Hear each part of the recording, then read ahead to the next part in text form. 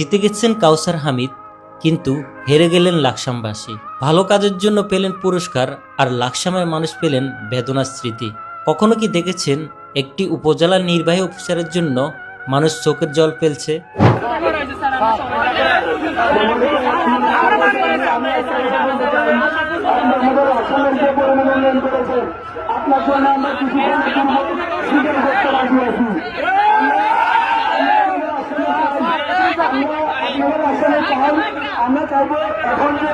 এটাই সম্ভব হয়েছে কাউসার হামিদের ক্ষেত্রে, যার সাথে মিশে আছে লাকসামের মানুষের ভালোবাসা, আবেগ, অনুভূতি। আজ তিনি বরিশালের পথে, কিন্তু তার অনুপস্থিতিতে লাকসামের বাস্তবতা যেন আগের চেহারায় ফিরে আসছে।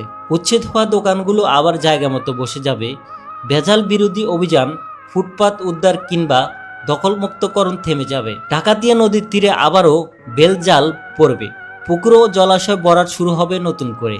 কিছুদিনের মধ্যেই টেন্ডারবিহীন কাজ বন্টনের কারো আর সমস্যা হবে না।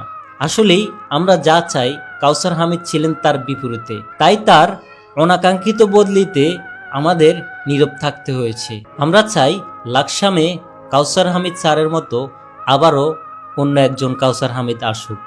এভাবেই সততার সহিত কাজ করে যাক লাকসামের জন্য। ভালো থাকুক কাউসার হামিদ স্যার, ভালো থাকুক লাকসামবাসী।